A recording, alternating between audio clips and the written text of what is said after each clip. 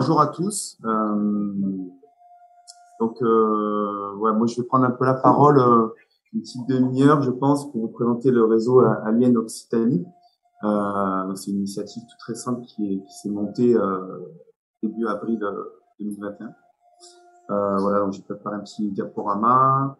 Donc déjà, merci beaucoup aux membres de Biops et puis à l'organisation, Jean-Pierre. Merci beaucoup, François, de nous permettre de présenter chaque année un petit peu ce qu'on fait dans le cadre de hein. Je vais présenter après ce que c'est et puis pouvoir intervenir, comme l'a dit Jean-Pierre, en tant qu'intervenant local, parce que voilà, je travaille pour le Centre permanent d'initiative pour l'environnement du bassin de Thau, qui est basé à Frontignan.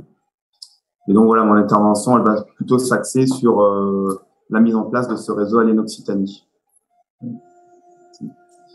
Donc bon, l'idée c'est que moi j'aborderai le contexte, l'émergence de ce réseau Alien Occitanie, la gouvernance, comment on fonctionne, les volets de notre projet, et puis après on fera un focus sur le volet 2 qui concerne la remontée des observations par les plongeurs. Voilà, on fera un peu plus spécifique sur ça. Tout d'abord, le CPE, qu'est-ce que... Alors, le contexte émergence, on peut passer. Le CPE, donc qu'est-ce que c'est? Donc, moi, je travaille pour un centre permanent d'initiative pour l'environnement. Il y en a à peu près 80 en France qui couvrent tous les territoires français. Ça peut être des associations qui sont départementales, ça peut être des associations qui sont sur des petits territoires comme le bassin versant de la lagune de Thau, par exemple. Donc, le centre permanent d'initiative pour l'environnement, c'est une labellisation. En fait, l'association est labellisée par l'Union nationale. Et on a deux grandes missions, on va dire, en réalisation de sensibilisation d'éducation à l'environnement pour tout public. Et puis, on accompagne les acteurs du territoire pour valoriser, accompagner, mettre en avant des projets liés à la transition écologique, à l'environnement. Et donc, nous, on est un peu particulier au CPE Bassin de Thau parce qu'on fonctionne, on aime bien le terme réseau, vous allez voir, on emploie beaucoup. On fonctionne en réseau. Donc, sur le bassin de Thau, on travaille avec 20 associations. Donc, le CPE Bassin de Thau, c'est un réseau associatif avec une équipe de coordination au milieu, dont je fais partie. Mais il y a vraiment 20 associations qui travaillent avec nous sur le bassin de Thau. Vous allez voir après, on travaille avec d'autres associations en région, où là, on élargit notre champ d'action. Et c'est le cadre de Sentinelle de la mer Occitanie, justement. C'est la diapo suivante. Qui s'est bloqué.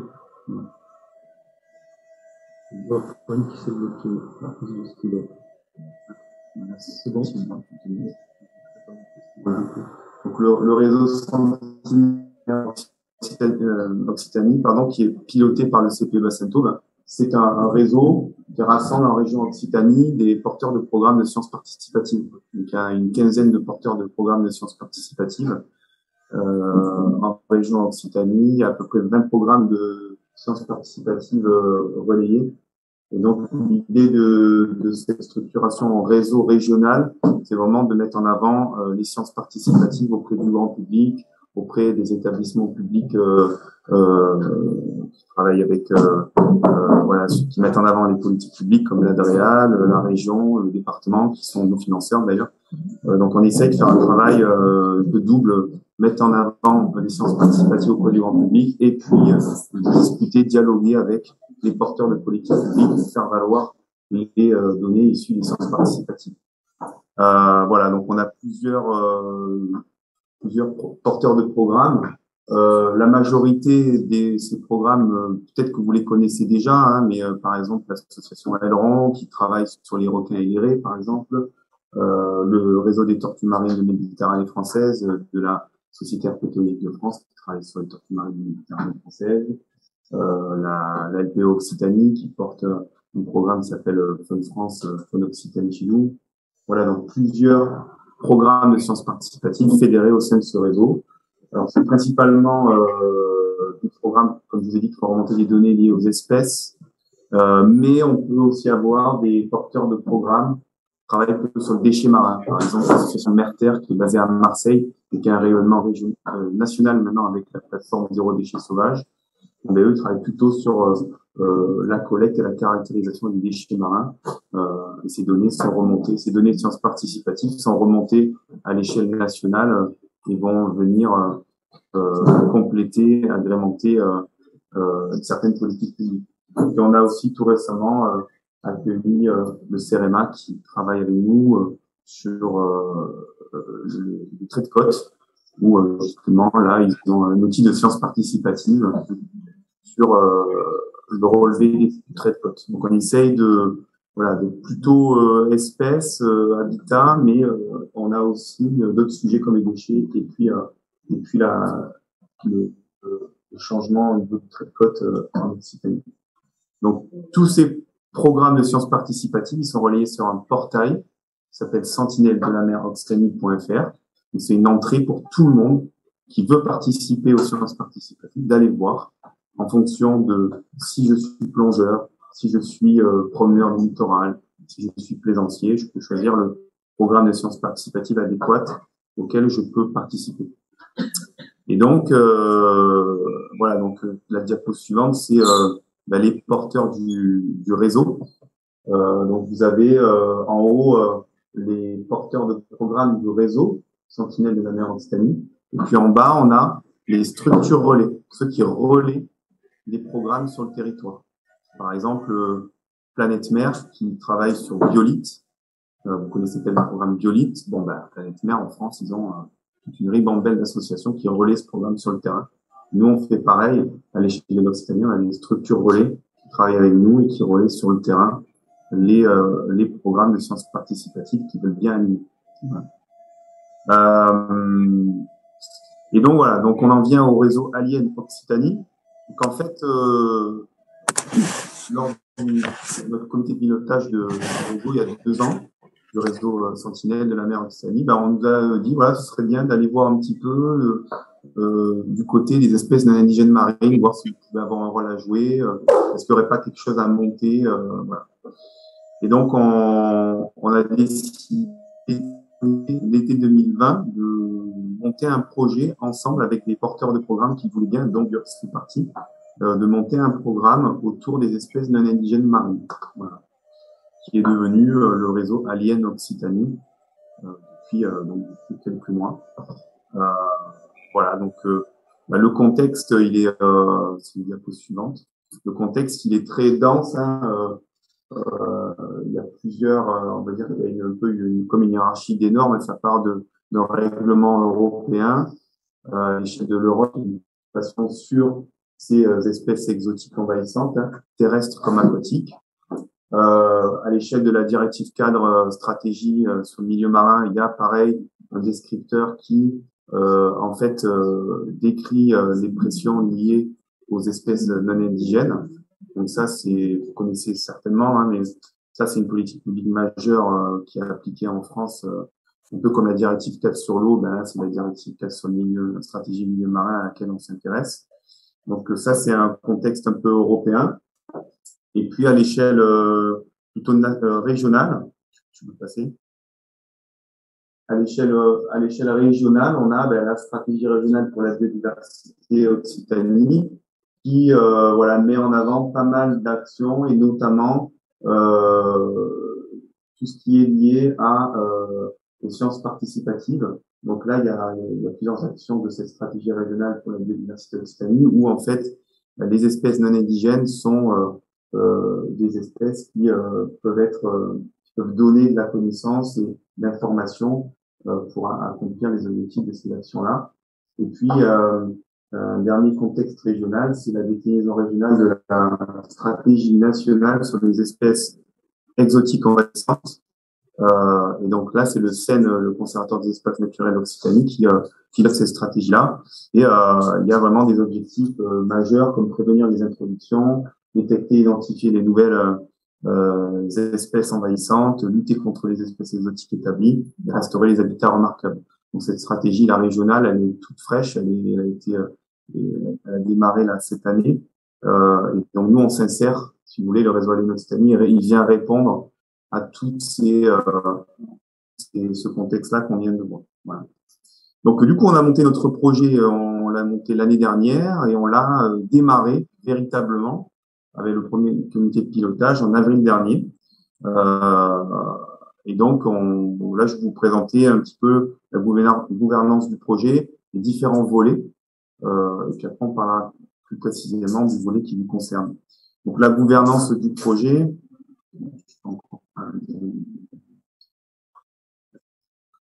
La gouvernance du projet, donc en fait, on a un comité de pilotage, et, le réseau est coordonné par nous, hein. Et puis on a différents groupes de travail dans ce réseau Alien Occitanie en fonction des différents volets de notre projet. Vous allez voir après, je vais vous présenter les volets. On a un groupe de travail qui travaille sur la veille citoyenne. Donc la veille citoyenne, c'est en partie les plongeurs qui font remonter des données. Donc nous on appelle ça la veille citoyenne. On a un groupe de travail sur le crabe bleu, puisqu'en fait c'est une thématique qui préoccupe pas mal d'acteurs de terrain ici en région Occitanie. On a un groupe de travail sur les ports de plaisance, puisqu'en fait, on va aussi travailler avec les ports de plaisance dans le cadre de ce réseau allié d'Occitanie pour aller un petit peu échantillonner et voir ce qu'on a sur les coques de bateaux de certains navires. Et puis, on a un groupe de travail sur la communication où là, on va déployer des outils de communication, des outils pédagogiques aussi pour sensibiliser à cette thématique sur les espèces non indigènes marines. Donc ça, c'est notre organisation. Qui fait dans ce réseau, qui va animer, qui va relayer les programmes sur le terrain. C'est les porteurs de programmes du réseau Sentinelle de la mer Occitanie et puis les structures relais. On a parlé des structures relais tout à l'heure, mais c'est la même chose. Les structures relais vont animer certains programmes, dont un programme qui est un peu miroir avec ce que peut faire Biox aussi, c'est Violite, plutôt sur le côté l'est de mer et littoral. Et donc, voilà, les structures relais, les porteurs de programmes animent sur le terrain. Et on a l'appui de partenaires extérieurs aussi. Donc, le projet Alien Occitanie, c'est un projet en 5 volets. Voilà, donc comme je vous l'ai dit, il y a une coordination générale, il y a un gros boulot de ma part et de ma collègue pour structurer ce réseau qui s'est lancé en avril, donc c'est tout frais encore, hein, il y a plein de choses à faire. On va travailler dans ce premier volet en grisé, on va travailler un retour d'expérience des aires marines protégées de Méditerranée sur leur gestion et leur veille liées aux ENI marines. On va essayer de concevoir un petit recueil d'expériences qui sera diffusé après sur le centre sur les espèces exotiques envahissantes qui est piloté par l'OFB. Et puis, on va aussi réaliser un annuaire des acteurs qui, en Méditerranée française, ont affaire aux espèces indigènes marines. Donc ça, ce sont des documents qui vont nous permettre, en fait, de structurer un peu la dynamique autour des espèces indigènes. Ensuite, il y a un volet 2 en jaune sur la veille citoyenne en Occitanie. Donc là, c'est le cœur du sujet, c'est faire remonter des données. Donc là, il y a 2 pans importants. Il y a la remontée des données par les plongeurs. Donc en fait, c'est ce que vous faites déjà via BioOps. Voilà, tout cela fait remonter des données régulièrement. C'est une mine d'or BioOps. Et c'est vrai qu'avec Jean-Pierre, on a beaucoup travaillé sur identifier les espèces du réseau Alien Occitanie qui nous concernent, qui nous préoccupent particulièrement, pour qu'elles soient facilement identifiables dans BioOps. Et que vous puissiez faire remonter vos observations que vous envoyez. Donc ça, c'est le côté de la plongée, hein. On va aussi avoir l'appui d'autres partenaires sur d'autres outils de sciences participatives pour faire remonter les données. Et BioOps, c'est un acteur majeur du réseau de Occitanie. Et puis après, il y a le côté sur le littoral, où là, c'est l'outil Biolite, les nouveaux arrivants, qui est en fait partenaire du réseau Alien Occitanie, qui va permettre de faire remonter des observations plutôt sur la laisse de mer, les digues, voilà, les choses un peu plus sur le littoral. Donc voilà, donc l'idée, ça va être vraiment d'animer ces 2 pans de la veille citoyenne, à la fois en plongée et à la fois sur le littoral, pour faire remonter les observations de plus en plus sur les espèces indigènes marines et littorales, et éventuellement détecter des espèces voilà, qui sont arrivées à des endroits où on ne pensait pas qu'elles pouvaient être. Voilà. L'idée, c'est vraiment d'avoir une veille comme ça citoyenne régulière, euh, qui est déjà fait. Hein. Dans l'Europe, c'est déjà des espèces indigènes marines qui sont remontées en fait. Hein. Mais l'idée, c'est vraiment à travers ce réseau d'accentuer tout ça, et puis surtout de le fédérer, de structurer quelque chose autour des espèces non indigènes marines. Et c'est vrai qu'on a beaucoup discuté avec le réseau Alien Corse au début parce que ils ont toute une assise, une historique avec ces espèces non indigènes marines sur ce sujet. Donc ça a été vraiment très enrichissant d'avoir des échanges avec l'OEC, avec la FFSSM là-bas, avec bien évidemment le CPIE de là-bas, l'Université de Corse. Ça a été vraiment enrichissant au début pour nous permettre de nous structurer ce volet-là. Donc ça a été assez important. Donc voilà, sur la veille citoyenne, il y a un volet sur le crabe bleu.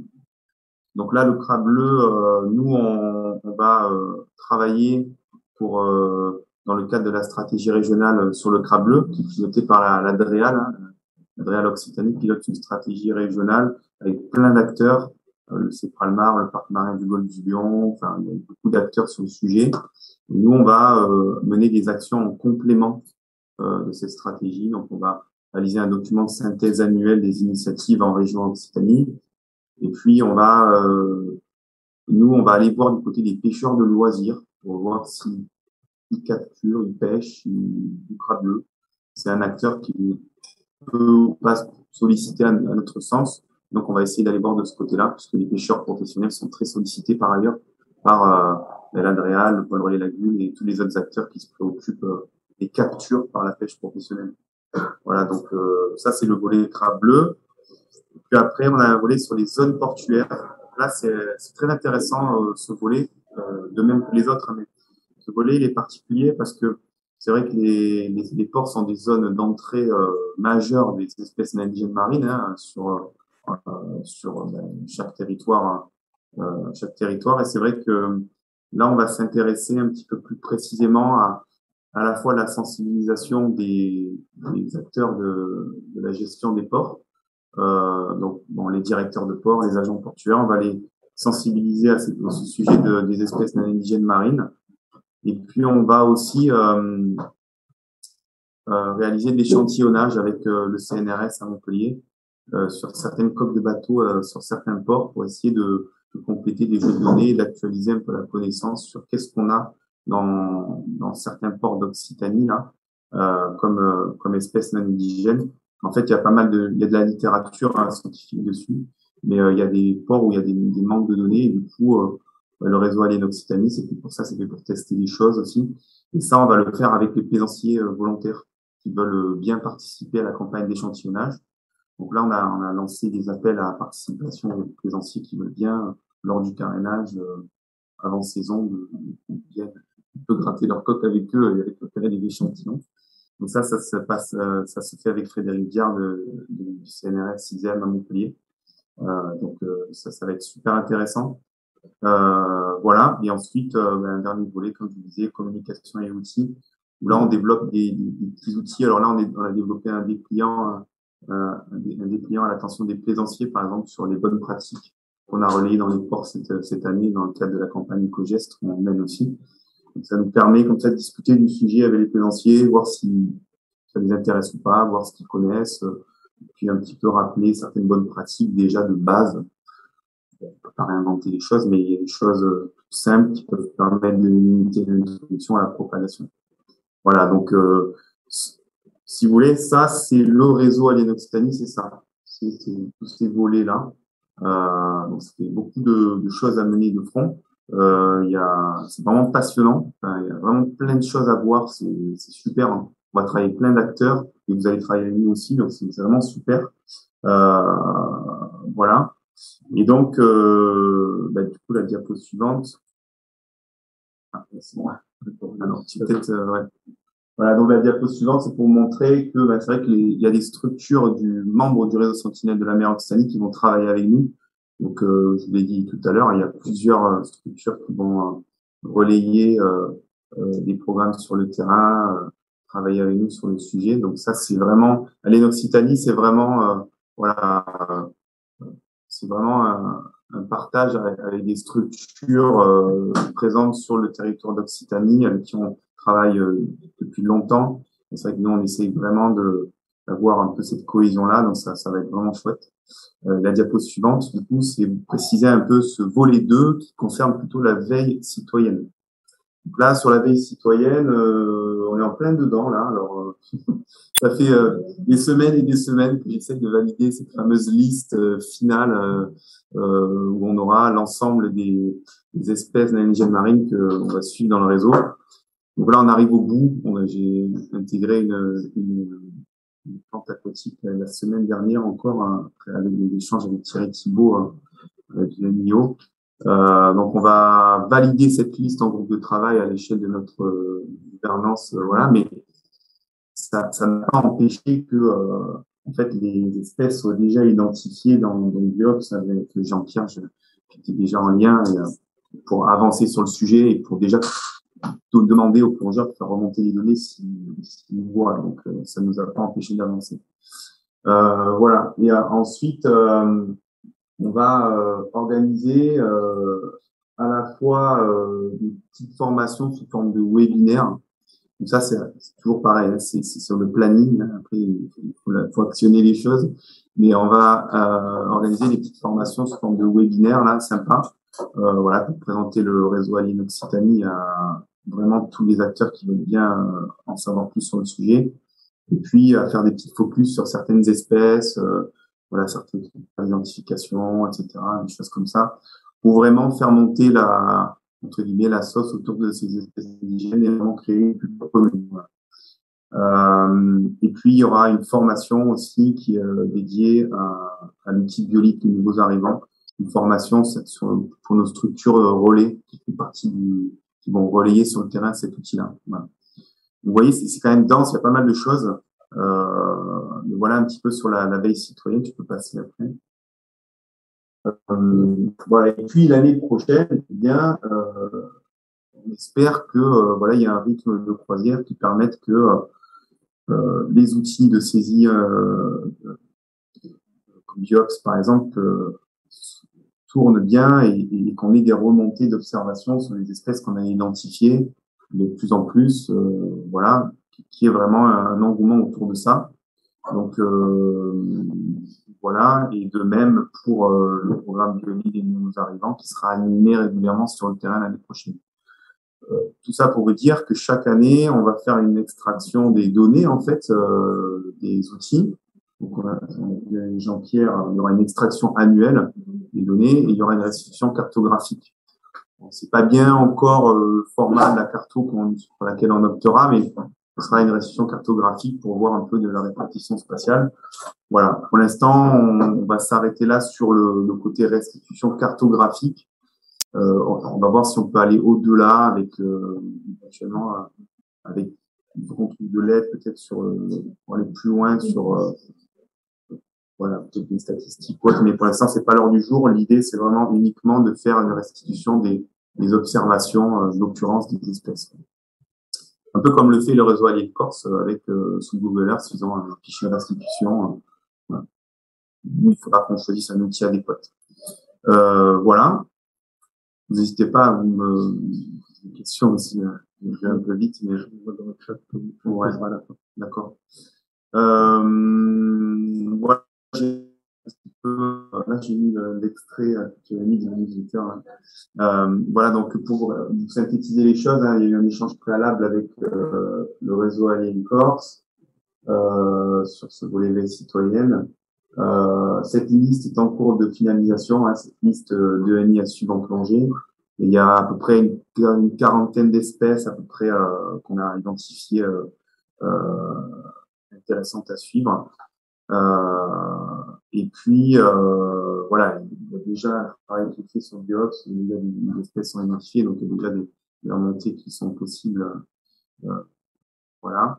Et puis on aura une extraction annuelle pour une synthèse cartographique. Donc ENI, c'est espèce non indigène. Dans le chat là, ENI, ça veut dire espèce non indigène. Je l'ai écrit un peu de partout, désolé, je l'ai pas défini dès le départ. ENI, espèce non indigène marine. bon état écologique. Bon, ok. Ah, il y a des petits, j'ai pas tout défini là dans la présentation. Ouais, ENI, on le voit souvent, espèces non indigènes. Ouais, espèces non indigènes, nous, on s'intéresse aux espèces non indigènes marines. Voilà. Et donc, bah, pour le calendrier, un petit peu sur cette veille citoyenne qui concerne vraiment, voilà, Biops et d'autres acteurs. Mais donc voilà, là, on finalise cette liste de NI, donc d'espèces non indigènes.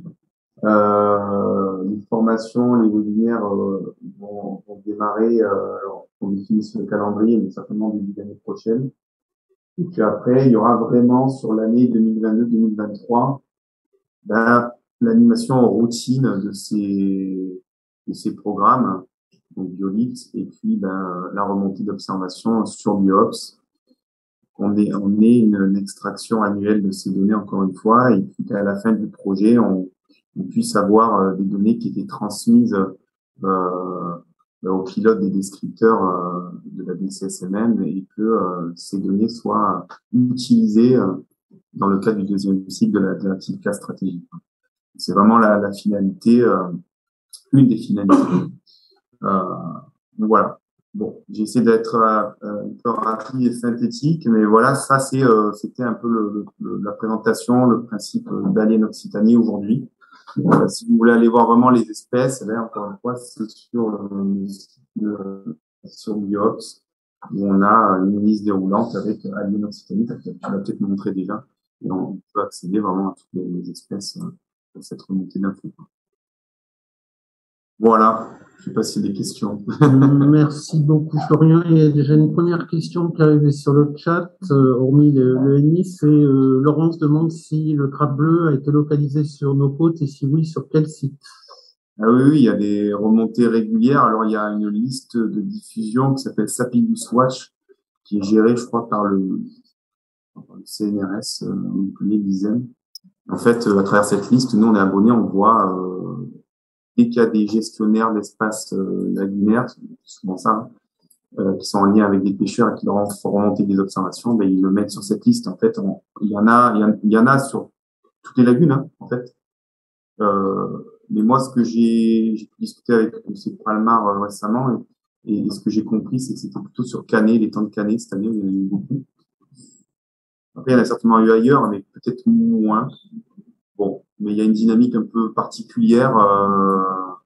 Il y avait d'ailleurs un très bon webinaire, je crois que c'est Pascal Roman, de News, qui avait fait un webinaire là, c'est vraiment bien sur le crabe bleu et sur la biologie du crabe bleu et vraiment toutes ses caractéristiques, etc., sa dynamique spatio-temporelle, etc.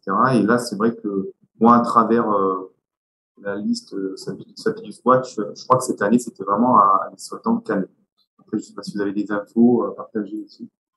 Et la remontée, c'était sur Canet.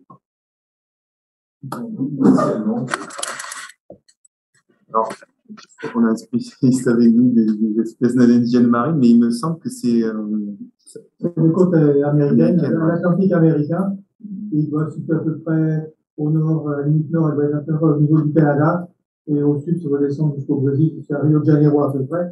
Mais le maximum de la fréquence, c'est quand même au niveau du golfe du Mexique, un petit peu plus haut, sur les côtes des USA. Donc, ce crabe est considéré avec des sanglots dans la voie parce qu'il demande, c'est très bon en baignée. Il dépend que le crabe nu, pour qu'il soit tout nu, et il passe directement dans la figure, et il mange comme un burger ou un nu. Ça fait ça a un intérêt économique très important aux USA, on va dire ça comme ça. Ici, c'est considéré un peu comme catastrophique, parce que c'est vrai que ça change, et ça va changer beaucoup de choses, puisqu'il a l'air de bien s'implanter. 2-3 ans, les populations explosent. Et si on arrive à trouver des débouchés commerciaux intéressants, ça même goûte les prix, enfin, c'est au niveau gustatif, c'est quand même quelque chose de bien. Il est très beau, il est beaucoup plus gros que les prix. Ça a de la valeur pour. Alors, traditionnellement, à l'IAS, on ne parle pas comme ça parce qu'il n'y en avait pas à l'époque, mais ça peut être intéressant de le commercialiser, soit en frais, soit pourquoi pas en conserve ou autrement. Moi, ce que j'ai entendu, c'est que dans le delta de l'Èbre, du coup, il a vraiment, pris le dessus apparemment sur les espèces, hein, une uniformisation un peu de la richesse spécifique, il me semble. Et du coup, je crois bien que les pêcheurs en ont fait une manne économique, quoi. Voilà, ici, en Occitanie, il y a quand même une grosse inquiétude de la part des pêcheurs, des gestionnaires. C'est inquiétant. Voilà. Moi, j'ai une question, Florian. On est en train de réfléchir à monter un réseau alien Normandie, avec le CPI Normandie d'ailleurs, un peu dans le même cadre de structuration. Est-ce que vous avez, dans votre gouvernance, je l'ai peut-être raté, est-ce que vous avez aussi une espèce de, comment dire, de pilotage scientifique ou de référence scientifique pour justement vous aider dans le choix des espèces, etc., ou des actions? C'est dans les groupes de travail, en fait, qu'on fait ça. Dans les groupes de travail, il y a des collectivités, il y a des représentants de fédérations comme l'Union des villes portuaires d'Occitanie, etc. Et puis, il y a le CEN Occitanie qui pilote la stratégie régionale sur les espèces exotiques envahissantes, qui est un peu un garant scientifique. Il y a Cécile Massé aussi, qui pilote voilà, des CSMM, le secteur 2, sur les espèces non indigènes marines. Il y a Frédéric Viard de l'ISEN, CNRS. Donc, il y a quand même un groupe de personnes au niveau scientifique voilà, qui nous aiguille en fait énormément. Et ça, c'est quand même précieux, quoi. Voilà. Après, il y aurait peut-être d'autres acteurs à consulter pour si tu veux monter un réseau alien en Normandie, mais nous on avait identifié ces acteurs-là avec ce regard scientifique. Voilà.